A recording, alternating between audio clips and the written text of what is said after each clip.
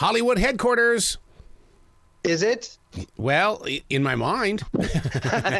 In your mind. Hey, as long as the fantasy world is alive and kicking, I'll choose that over reality any day. Isn't that the truth? What are you up to, man?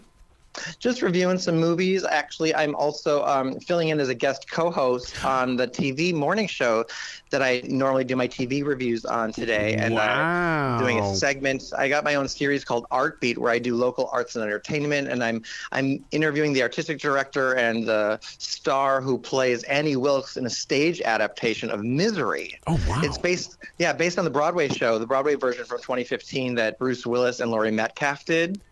Wow. Yeah, you love Misery, don't you? I did. Yeah, because, I mean, that's the one about the writer, is it not? Yeah, Paul Sheldon, and he has the car accident, and then, she hobbles him. Yeah. See, and the thing is that because I'm a daily writer and writing is so important to me, I enhance these movies. It's like Shakespeare in Love. I mean, I can't shake that movie at all.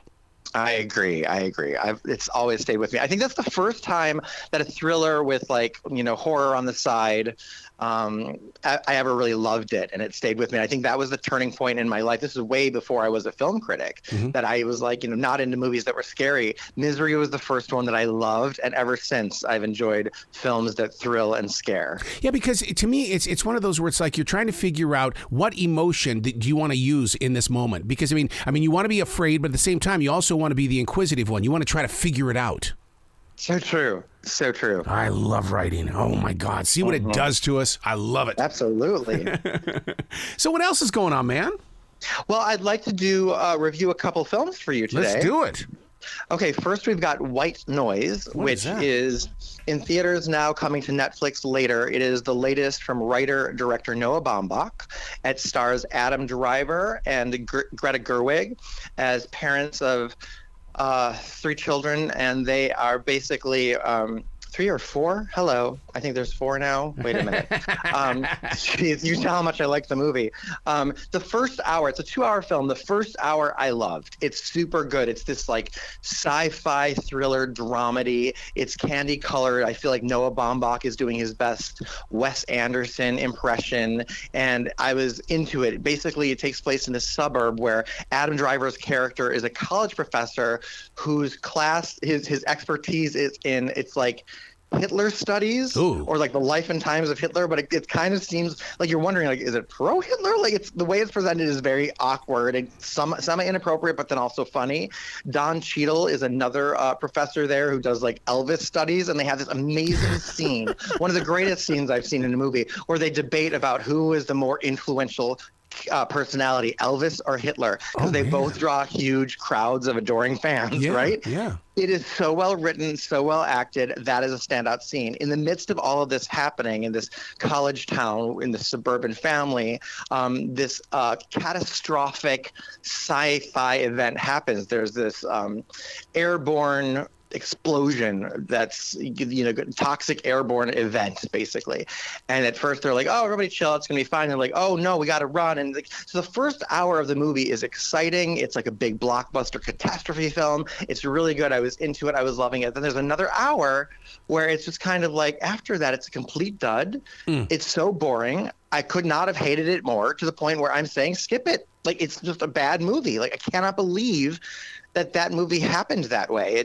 I think that had they continued on and maybe done something dramatic, maybe 20 minutes after the first hour and ended it, that could have been a great, cool movie. But it just becomes so internal and boring for the second half that I literally hated it. So skip White Noise. It's in theaters now. Skip it. It's going to be on Netflix later this month. So if you want to check out or at least watch the first hour, wait till it's on Netflix, I'd say. Why does it feel like that every movie that Adam Driver is in these days, he's connected to a family? I don't want that Adam Driver. He can be angry. I mean, he's always. I know. Yeah. It's the age. I mean, he first broke onto the scene as the boyfriend in that HBO series Girls. And he was like a young punk. And now, I think since Darth Vader, he's like at that age. Although I'll tell you, they made him look a lot like, do you know the actor Steve Coogan? Yes, I do. Yes, the I British do. actor. Yeah. Like, I swear, he looks, for some reason, they just gave him a Steve Coogan makeover. So Adam Driver looks like Steve Coogan the entire film in White Noise, and it kind of irritated me because I was like, well, why not just get Steve Coogan at that point? 'Cause he's great. Anyway.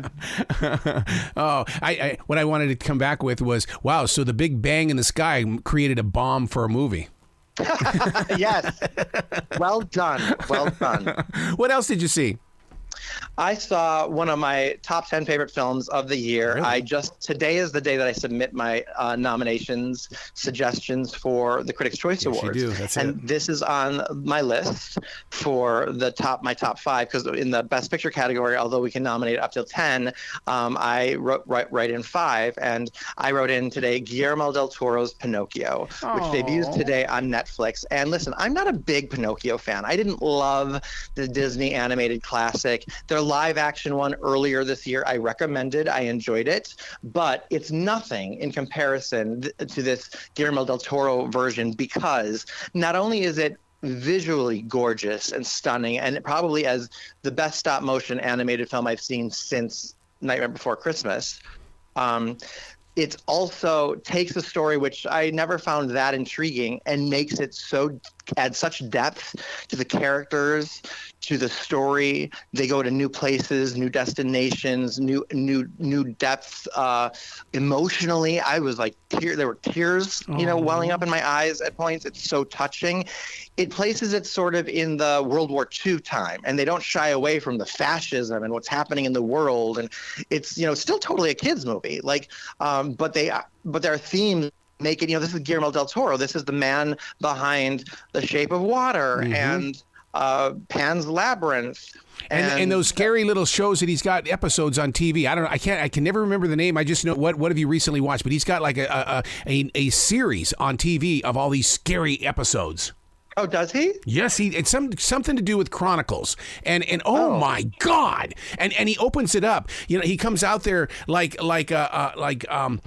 Twilight Zone, and he sets up the scene, and he sets up the movie and the storyline. Where is this? Is it streaming, or is it on? I want to say it's either on Disney Plus, Paramount, or it's on Netflix, because those are my top 3 picks when it comes to streaming. I have no idea how I missed this. It's so amazing. It's so amazing.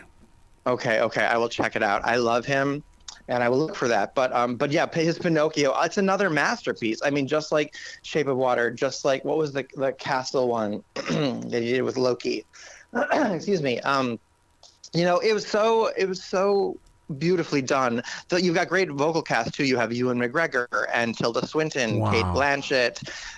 You have the little boy is really, really fantastic, and I just love this cast. I love what they do with this material. And Pinocchio is the greatest morality tale. He represents complete innocence, and the way that the society in Italy where this takes place tries to corrupt him, and how he's basically his whole life and the lives of others around him hinge on his choosing right over wrong, good over evil, is so beautifully expressed in this film, and you feel it. I loved it. So Guillermo del Toro's Pinocchio is one of the finest films of the whole year.